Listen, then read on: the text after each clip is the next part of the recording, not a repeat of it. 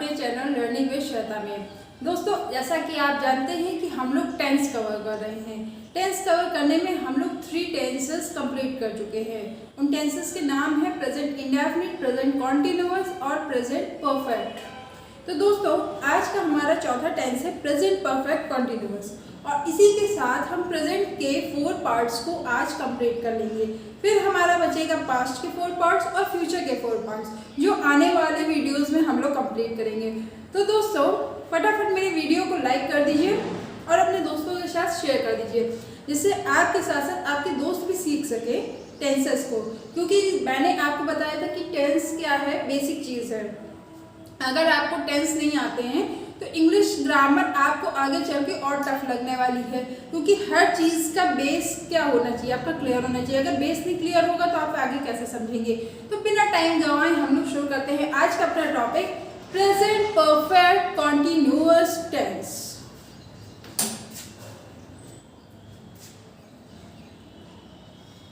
Present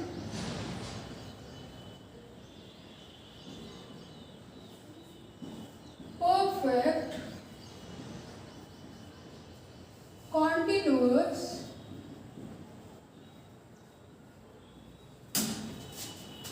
tense।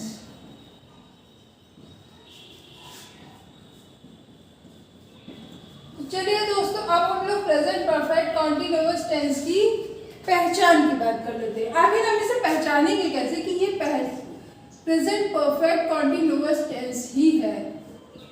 तो दोस्तों, इसका पहचान के लिए इसके वाक्य के अंत में आपको रहा है, रही है, रहे हैं। अब बहुत से लोगों को लगेगा अरे ये क्या पढ़ा रही है, यही चीज तो इन्होंने प्रेजेंट कॉन्टिन्यूअस में भी पढ़ाई थी। थोड़ा सा डिफरेंस होता है इसमें। रहा है, रही है, रहे हैं के साथ आपको टाइम भी दिया होता है। अब टाइम कैसा दिया होता है, जैसे मैं आपको पढ़ा रही हूँ मैं आपको 2 बजे से पढ़ा रही हूँ, तो 2 बजे क्या है, टाइम है। तो इसमें रहा है, रही है के साथ आपको टाइम भी दिया होगा।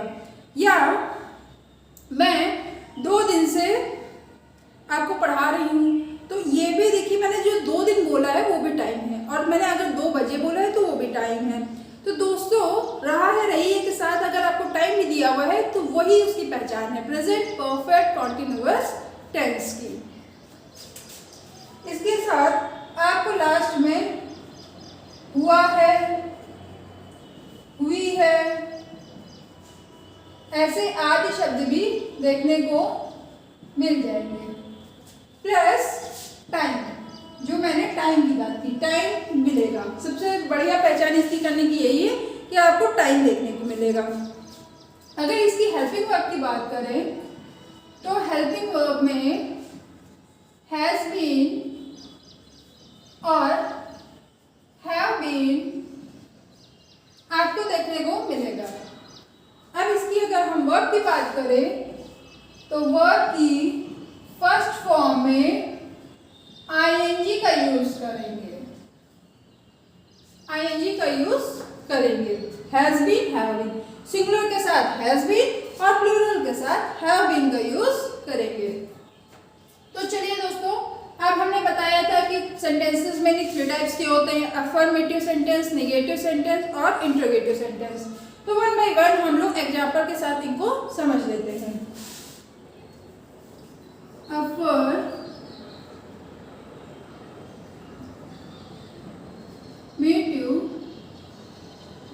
सेंटेंस। चलिए इसके स्ट्रक्चर को पहले जान लेते हैं। तो सबसे पहले subject plus helping verb, helping verb हमारी क्या है, has, have, plus been plus verb first form plus ING plus object plus since oblique for. जो समय दिया है वो वो दो तरीके का होता है, एक निश्चित समय और एक अनिश्चित समय। अभी मैं इसको एक्सप्लेन करती हूँ कैसा निश्चित समय होता है और कैसा अनिश्चित समय होता है। तो उसके लिए आपको सिंस ऑब्लिक फॉर देख के आपको सेंटेंस के अकॉर्डिंग यूज करना होता है, प्लस जो भी आपको टाइम दे रखा है वो। अब चलिए एक एग्जाम्पल से समझ लेते हैं, लेकिन एग्जाम्पल समझने से पहले आप जरा सिंस और फॉर को समझ लीजिए कि कहाँ पे यूज होता है टाइम के लिए सिंस का और कहाँ यूज होता है फॉर का। सिंस जो है हमारा वो पॉइंट ऑफ टाइम बताता है। सिंस हमारा पॉइंट ऑफ टाइम को डिस्क्राइब करता है, पॉइंट ऑफ टाइम।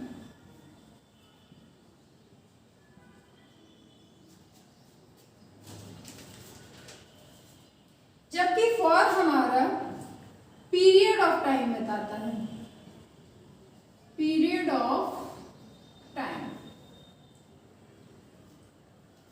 तो अब हम सिंस को और अच्छे से जान लेते हैं कि आखिर सिंस लगता किसमें किसमें है। तो मैंने बताया पॉइंट ऑफ टाइम मीन्स निश्चित समय के लिए। जैसे मैं सुबह से आपको पढ़ा रही हूँ, मैं 2 बजे से आपको पढ़ा रही हूँ, मैं शाम से खेल रही हूँ, मैं दोपहर से गाना गा रही हूँ, या मैं दोपहर से गाना सुन रही हूँ। इस तरीके के सेंटेंसेस को में आप सिंस का यूज करते हैं। मैं सोमवार से भूखी हूँ, मैं शनिवार से मैंने पानी नहीं पिया। तो ये क्या है, एक निश्चित दिन है, सोमवार शनिवार, ये एक टाइम है। मैं 1986 से यहाँ रह रही हूँ इस शहर में, मैं 10 साल से टीचिंग कर रही हूँ, या मैं 2011 से या 2012 से टीचिंग कर रही हूँ। तो इस तरीके के सेंटेंसेस में सिंस लगता है। तो हम इस चीज को नोट कर लेते हैं, आप नोट कर लीजिए सिंस का यूज कहाँ कहाँ होगा। यूज ऑफ सिंस, तो सबसे पहले निश्चित समय के लिए, जैसे एग्जाम्पल समझ लीजिए 4 o'clock, 4 o'clock।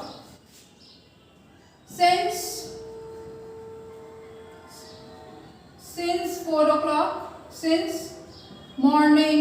अब मॉर्निंग का मीनिंग आ गया कि since morning, since evening, since noon, since night, ये सभी चीजों के आगे सिंस लगेगा। डेज के साथ तो सिंस ट्यूसडे। ईयर के साथ अगर पर्टिकुलरली ईयर दिया तो सिंस 1990। महीनों के नाम के आगे भी आप लगा सकते हैं सिंस जुलाई, सिंस बर्थ, जन्म से ही, अगर मान लीजिए कोई स्पेशलिटी है तो आप सिंस बाय बर्थ लगाते हैं, तो ऐसे सिंस बर्थ से, मैं जन्म से ही ऐसा हूं या जन्म से ही ऐसा काम कर रही हूं।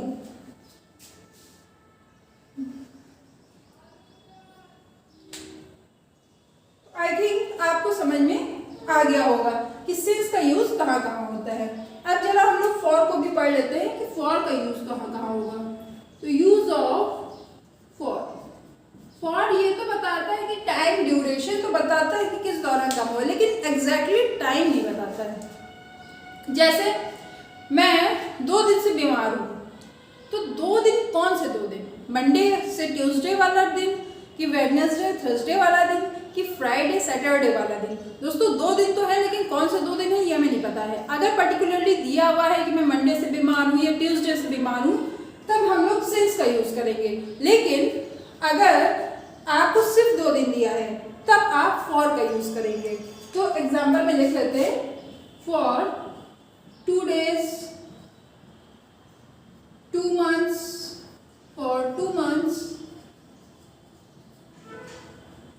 for 2 years।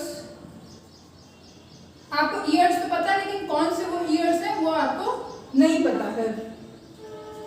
for 2 seconds या for 2 minutes,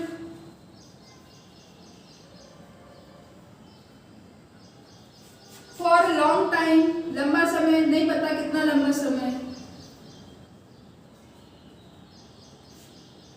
etc। I hope आपको सिंस और फॉर का यूज समझ में आ गया होगा। अब दोस्तों आप स्क्रीनशॉट इसका ले लीजिए, फिर हम लोग एग्जाम्पल्स समझेंगे।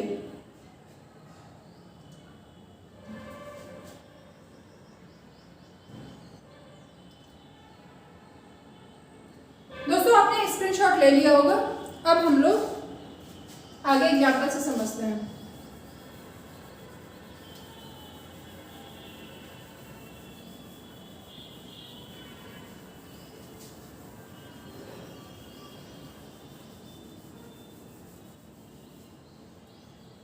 अफर्मेटिव का स्ट्रक्चर लिखा, तो अफर्मेटिव का ही सबसे पहले एग्जाम्पल समझ लेते हैं।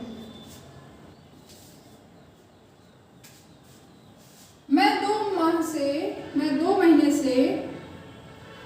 2 माह से मंदिर जा रही हूँ।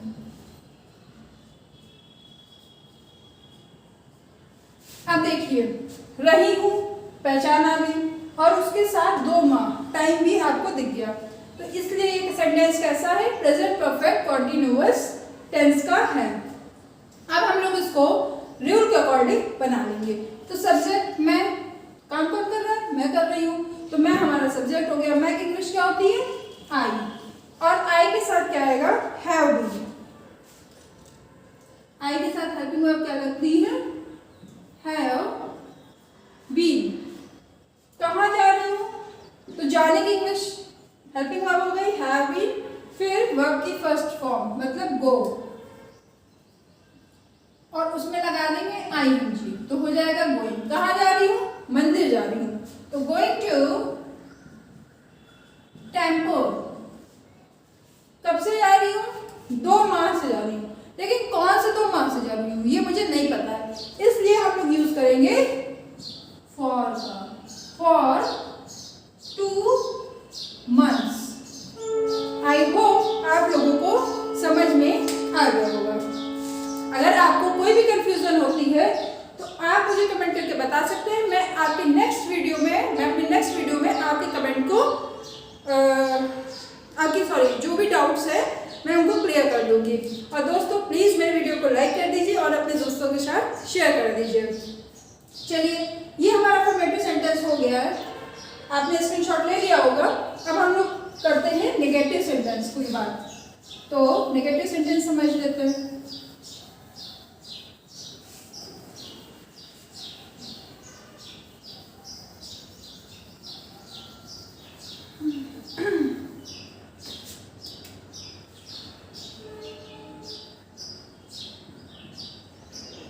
नेगेटिव सेंटेंस का स्ट्रक्चर क्या होगा? तो सबसे पहले वही subject plus helping verb has oblique have plus not plus been plus verb की first form then ING plus object plus since oblique for and then our time. Subject plus helping verb plus not plus being plus verb first form plus ing plus object plus since oblique for plus time. ठीक है, ये हमारा structure हो गया। अब example से फटाफट हम इसे समझ लेते हैं। वह सोमवार से स्कूल नहीं जा रही है। सबसे पहले हम बनाएंगे इंग्लिश सब्जेक्ट की। सब्जेक्ट हमारा क्या है? वाह, लेकिन रही है, कैसी है? लड़की है, इसलिए लगाएंगे इसमें शी। लड़का होता तो क्या लगाते? ही। शी हो गया। अब कैसी है? सिंगुलर है। सिंगुलर है तो इसके साथ हेल्पिंग वर्ब क्या आएगी? हैज आएगी। तो शी हैज नहीं जा रही है, तो नहीं की इंग्लिश पहले लाएंगे शी हैज नॉट, फिर हमारा आ जाएगा बीन आ जाएगा, फिर वर्ब की फर्स्ट फॉर्म, तो वर्ब पहले ढूंढेंगे। वर्ब क्या हमारी? जाना, और उसमें लगा देंगे आईएनजी, तो हो जाएगा going. She has not been going, कहाँ नहीं जा रही? School, to school. कब से नहीं जा रही है? सोमवार से। अब देखिए यहाँ पे दोस्तों, यहाँ पे इन्होंने कैसा टाइम दे दिया? निश्चित समय दे दिया कि सोमवार से ही दी जा रही है, तो सोमवार की इंग्लिश होती है मंडे, और उसके साथ आ जाएगा आपका सिंस, तो सिंस मंडे। दोस्तों आप लोग फटाफट स्क्रीनशॉट ले लीजिए। आई होप आप लोगों को समझ में आ गया होगा।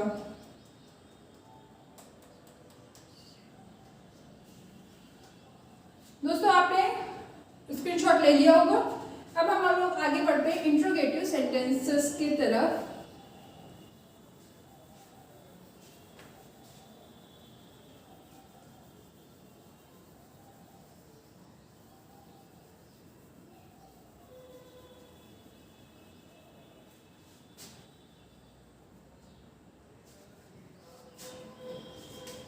इंट्रोगेटिव सेंटेंस,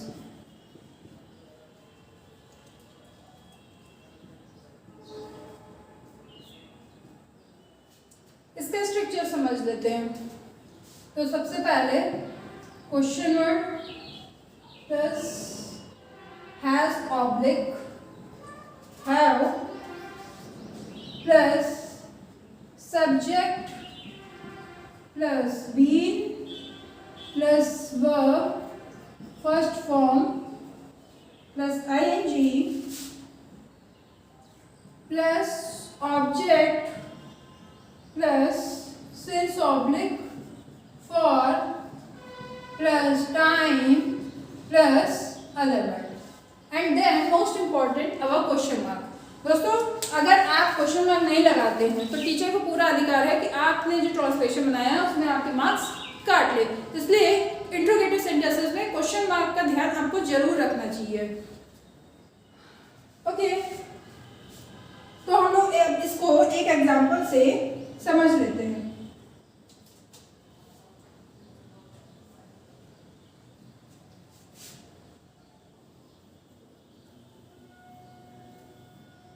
सीता 2 बजे से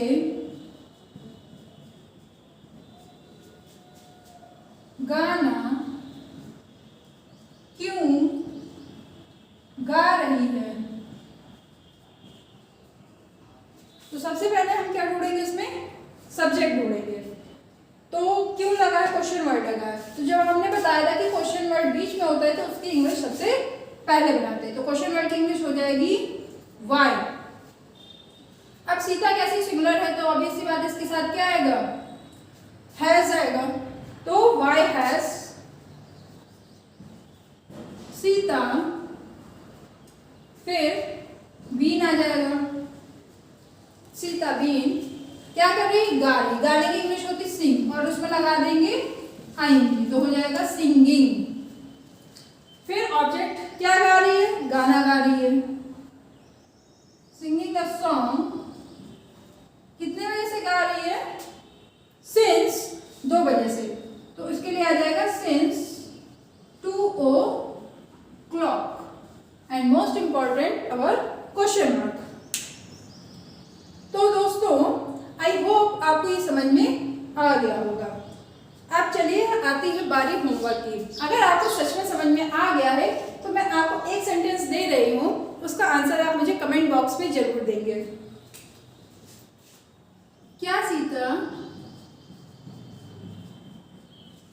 2 बजे से गाना गा रही है।